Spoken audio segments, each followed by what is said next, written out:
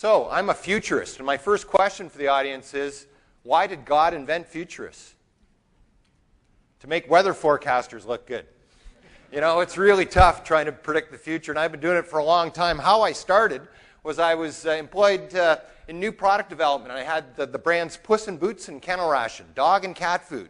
And my boss asked me, Jim, is the future dogs or cats? In other words, will more Canadians own dogs or more Canadians own cats? Should we be making dog food or cat food? Which should it be? And that got me into trend analysis back in 1980 and looking at whether there'd be more cats or dogs in Canada. And by the way, looking at it back then, the answer was clearly cats. But since then, the trends have changed a lot, and dogs have made a huge comeback, and now the future's more to the dogs. So I'll explain that later. But we're moving into very changing times. I ask this question of every audience. A show of hands if you agree with this statement. There's been more change within my life and my career and how I do my job than in the last 3 years than any other 3-year period previously. How many people would agree? Look around you at the hands. Every audience that I've been asking that question for 30 years, and the hands keep, more hands go up. More hands go up. I've spoken to almost 300,000 people about the future, and the hands are all at 95% in every audience. Now, here's my first prediction of the evening. In terms of change, we ain't seen nothing yet. If we think there's been a lot of change, we're moving into the greatest change time in human history, and we're entering it now. So I'm going to try to give you some insight into that, and it's both exciting and it's both scary as well. Because one of the points I want to make right off the bat is change is invariably, no matter what change coming at you, is always going to produce positive and negative results. And this is a major problem I have watching the world as we discuss change. Because think of the way the newspapers and the media covers. It's either good or bad. No matter what change specifically we're talking about, it's either good or it's bad. That's wasted energy talking about new technologies if they're good or bad, because they will be both, always.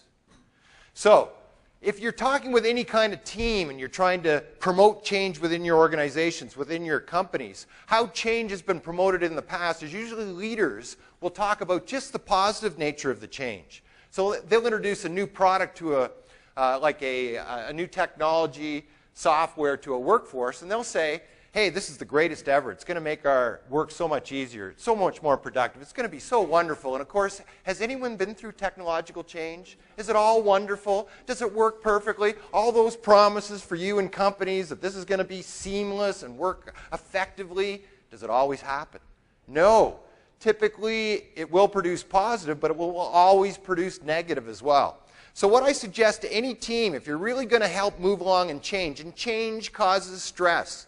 So the more change in our lives, the more stressed out we are. We're in heavily changing times, so stress relief sells. In any field, if you can add a component of stress relief, you're going to increase your ability to grow. And in fact, if you can offer stress relief to your customers, if you can offer peace of mind to the people you might be supplying to, this is the ultimate in reducing stress. And of course, stress relief sells.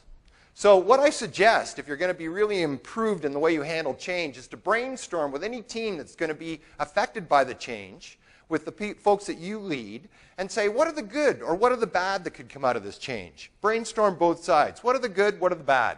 And identify each specific thing. So if your staff say, well, I'm scared about this new technology because will my performance suffer in the interim, and will that be held against me? Will I get the training? Is there a 1-800 number I can get support from? All of these are legitimate negatives and should be answered.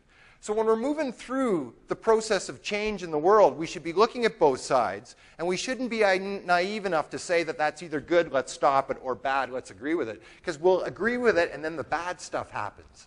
Or we'll fight it, and the good stuff is missed. Both sides have to be addressed.